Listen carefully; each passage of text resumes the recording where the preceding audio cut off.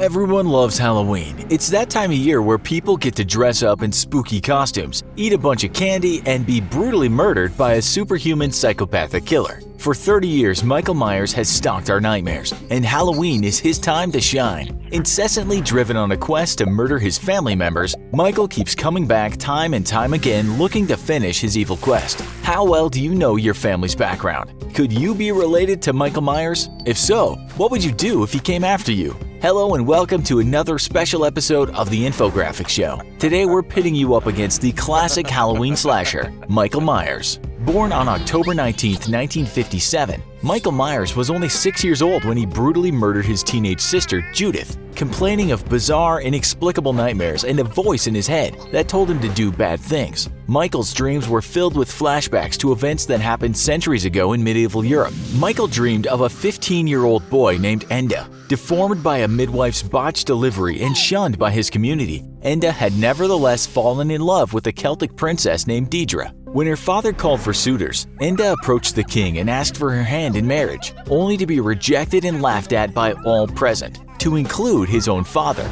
Confident he could make Deidre love him if he could simply get to her, Enda secretly followed her to a river one day. Approaching her, Deidre mistook his intentions and became frightened, nearly falling into the river. When Enda tried to rescue her, Deidre believed he was trying to rape her and fled. Heartbroken by the accusation and humiliation, Enda was driven to madness, and later, on the Celtic holiday of Samhain, he viciously attacked Deidre and Culian both, killing the couple. The village turned on Enda and brutally murdered him in return, with the king having his shaman curse Enda's soul to forever wander the earth until the end of time, repeating his crime. Possessed by Enda's spirit, a 6-year-old Michael killed his older sister Judith on Halloween night, and then sat outside on the front yard and waited for the police to arrest him. He was sent to Smith's Grove Sanitarium and became the patient of psychiatrist Dr. Sam Loomis, who spent 15 years with young Michael. Per Dr. Loomis, he spent 8 years trying to reach the pint-sized murderer, and then 7 after that trying to keep him locked up forever. Because I realized that what was living behind that boy's eyes was purely and simply evil. On October 30th, 1978, Michael broke out of his room in Smith's Grove Sanitarium, but not before carving the word sister on his door.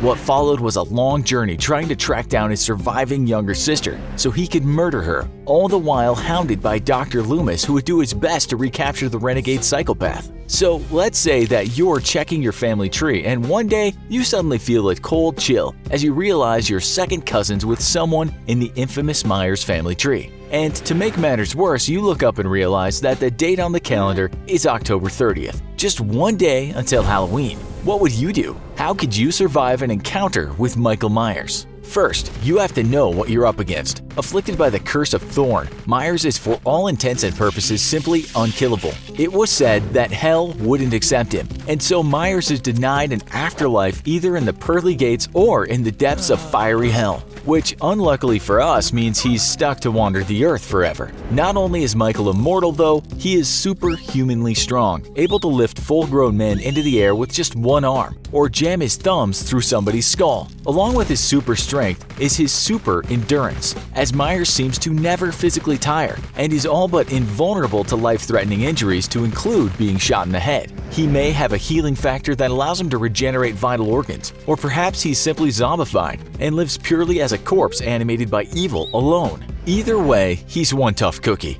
And if all that wasn't enough, Meyers also has the extraordinary ability to sneak better than the most accomplished international jewel thief, making it impossible to sneak up on him and likely making you the one who will be getting snuck up on. So, as you may have learned from some of our previous videos, picking your battlefield is often the key difference between life and death. When faced with a superhuman monster such as Michael, you're going to want every advantage you can get while denying him the same. This means you're going to want to fight somewhere where Michael can't effectively sneak up on you. So boarded up, abandoned houses in the middle of the night or old lumber mills are out of the question. Instead, we recommend a nice big empty stadium. The large open field will give Michael no cover to hide behind, and the powerful lights will make it impossible for Michael to have a single shadow to sneak behind. but given his intelligence, it's likely he'll figure out a way to shut the lights off on you, which is bad news. So instead, wage your battle to the death at daytime so lighting is not an issue. No cover to hide behind and no shadows to skulk through. Now you're turning the odds against him, but you're gonna still have to find a way to take down 200 pounds of murder that can't die. If you're a fan of our other videos, then you know that here at the Infographics Show, we're big believers in problem solving through superior firepower. And it doesn't get much more superior than the US military's M240 Bravo machine gun. A general-purpose machine gun, the M240 is an equal opportunity ass-kicking machine, easily taking on enemy personnel and lightly armored vehicles, firing a 7.62mm round at a rate of 950 rounds per minute. The M240 can reach out and hurt someone almost 4,000 meters away. That's a lot of ouch being delivered at over 2,800 feet per second, giving each 7.62mm round incredible kinetic energy. But unfortunately for us, Michael seems generally unfazed by ballistics. So this time, we're gonna have to change our usual tactic of shoot at a bunch with big guns until it dies, with science. You're not going to win this fight with brawn, so let's win it with brains. What you want to do is have built a secret pit with a trapdoor in advance in the middle of your battlefield. Now, for a mass-murdering, literally evil incarnate, immortal psychopath, Michael is pretty clever and similar tactics have been tried before. However, if there's one thing that Michael absolutely hates, it's the same thing as every 80s horror villain in history: promiscuity.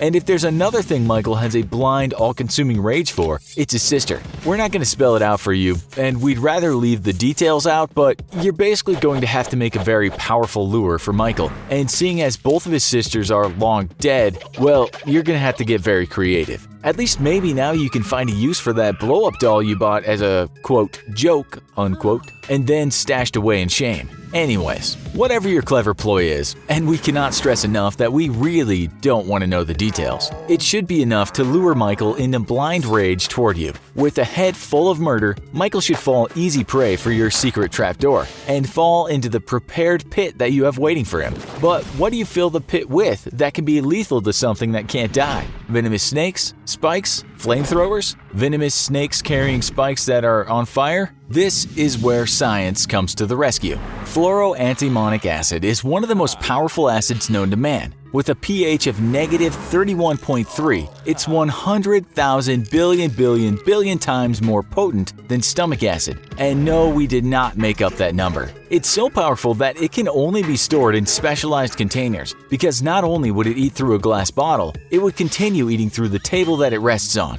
We think you know where this is going. Michael may be able to handle being set on fire, stabbed in the heart, and shot in the brain, but we'd like to see what kind of evil can withstand its molecular bonds being ripped apart by fluoroantimonic acid. In the world of evil spirits, it turns out that the ultimate exorcist may just be chemistry. How would you take on Michael Meyers? Is chemistry truly our greatest tool against evil? Also, be sure to check out our other video, You vs. Freddy Krueger. Thanks for watching, and as always, don't forget to like, share, and subscribe. See you next time!